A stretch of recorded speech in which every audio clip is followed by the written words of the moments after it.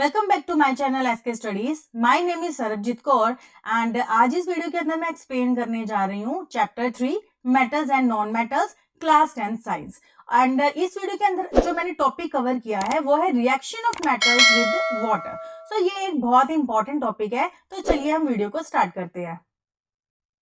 तो आज का हमारा टॉपिक है what happens when metals react with water. तो इस टॉपिक के अंदर आज हम पढ़ेंगे जो मेटल्स होते हैं वो पानी के साथ किस तरह से रिएक्ट करते हैं। तो इससे पहले मैं आपको बताना चाहूंगी कि पानी एक तो हमारे पास कोल्ड वाटर होता है, हॉट वाटर होता है और तीसरा होता है स्टीम की फॉर्म में। तो अब ये हमने ये देखना है कि जो डिफरेंट डिफरेंट मेटल्स हैं वो कौन से पानी के साथ रिएक्ट करते हैं, मतलब कोल्ड वाटर के साथ रिएक्ट करते हैं या हॉट वाटर के साथ या स्टीम के साथ, या रिएक्ट ही नहीं करते। तो ये करने से पहले सबसे पहले मैं आपको इसका जनरल फॉर्मूला बताती हूँ। ठीक है, metals react with water and produces a metal oxide and hydrogen gas. कहते हैं कि जब मेटल वाटर के साथ रिएक्ट करते हैं तो उसमें क्या होता है कि एक तो मेटल ऑक्साइड बनती है और साथ में क्या बन जाता है, हाइड्रोजन। तो ये इसका जनरल फॉर्मूला हो गया कि अगर कोई भी मेटल है जब वो वाटर के साथ रिएक्ट करेगा तो सबसे पहले वो क्या बनाएगा, मेटल ऑक्साइड, और उसके साथ साथ उसमें से क्या निकलेगी, हाइड्रोजन गैस। अब हमारे पास मेटल ऑक्साइड तो बन गई, अगर उसके बाद क्या होता है कि metal oxide that are soluble in water. अब जो मेटल ऑक्साइड्स हैं जो पानी के अंदर सोलेबल हैं वो पानी के अंदर फिर से डिसॉल्व हो जाएंगी और फिर क्या बना देंगी, मेटल हाइड्रोक्साइड।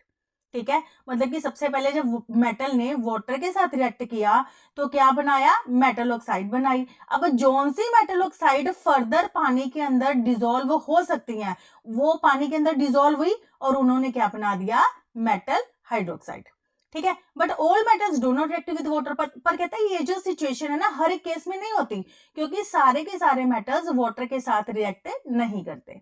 ठीक है, तो अब हम देखते हैं कि डिफरेंट डिफरेंट जो मेटल्स हैं वो वाटर के साथ किस तरह से रिएक्ट करते हैं। सबसे पहले है reaction of potassium and sodium with water.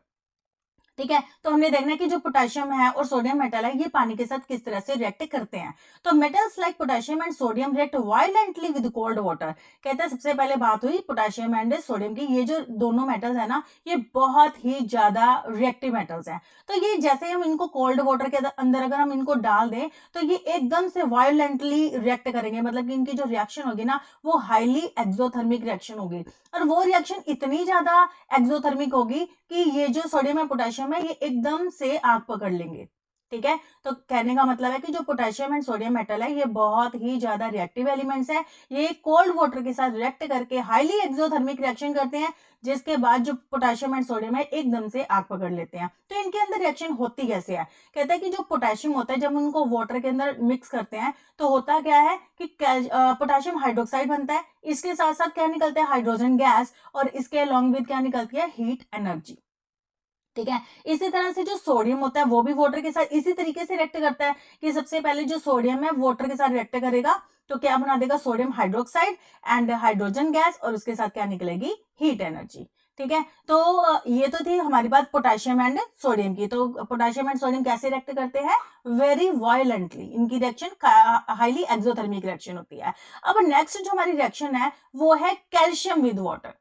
ठीक है, अब हम कैल्शियम की बात करते हैं। The reaction of the calcium with water is less violent. जैसे सोडियम और पोटेशियम की रिएक्शन कोल्ड वाटर के साथ बहुत ही ज्यादा वायलेंट थी, बट कैल्शियम के केस में ऐसा नहीं होता। तो कैल्शियम के केस में जो कैल्शियम है वाटर के साथ रिएक्ट करता है और वो उसके अंदर भी वो भी एक्सोथर्मिक रिएक्शन है, बट जो हीट प्रोड्यूस होती है ना वो इतनी ज्यादा नहीं होती, मतलब कि ये जो रिएक्शन है ये लेस वायलेंट रिएक्शन है। The heat evolve is not sufficient for the hydrogen to catch fire. ठीक है, कहता है कि इसके अंदर जो हीट निकलती है वो इतनी ज्यादा नहीं होती कि जिसके कारण जो हाइड्रोजन गैस है वो एकदम से आग पकड़ ले।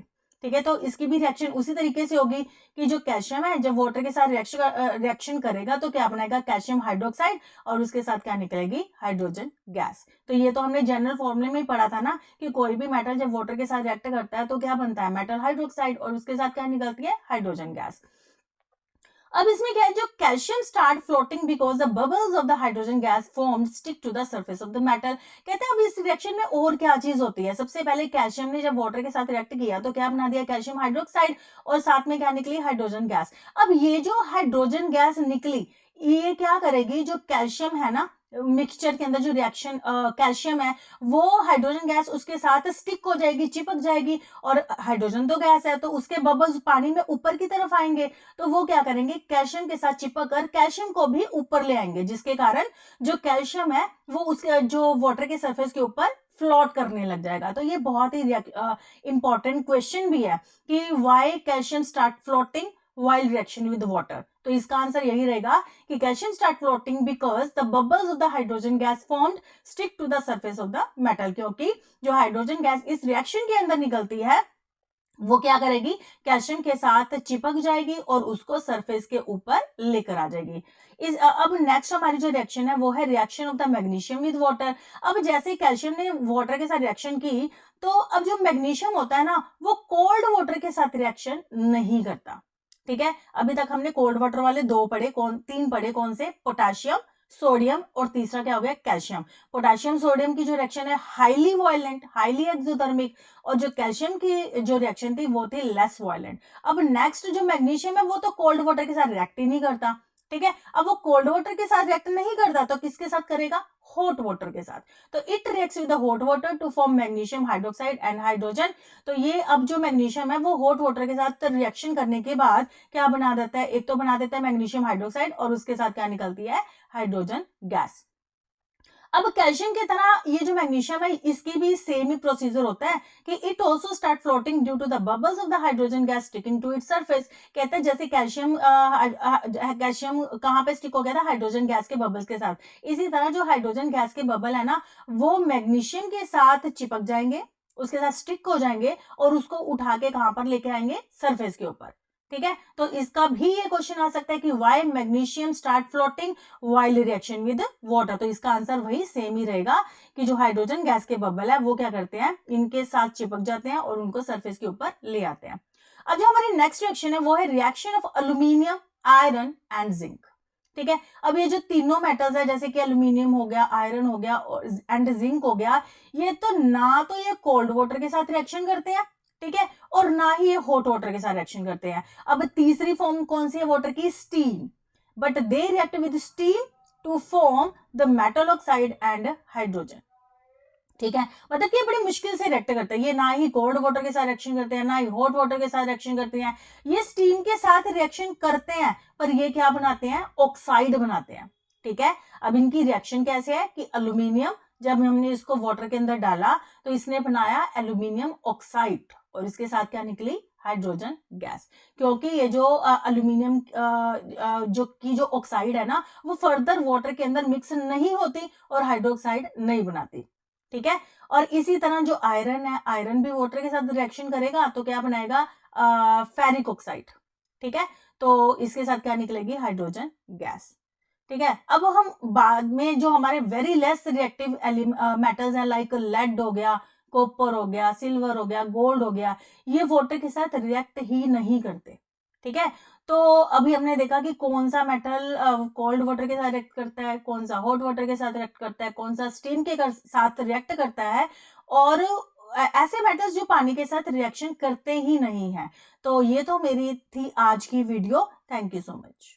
स्टूडेंट्स, ये तो थी आज की मेरी वीडियो जिसके अंदर मैंने एक्सप्लेन किया कि किस तरह से जो डिफरेंट मेटल्स है वो वाटर के साथ रिएक्ट करते हैं। मीन टू से कौन सा मेटल कोल्ड वाटर के साथ रिएक्ट करता है, कौन सा हॉट वाटर के साथ, कौन सा स्टीम के साथ, और कौन है जो वाटर के साथ रिएक्ट करता ही नहीं है। तो ये एक बहुत ही इंपॉर्टेंट टॉपिक है।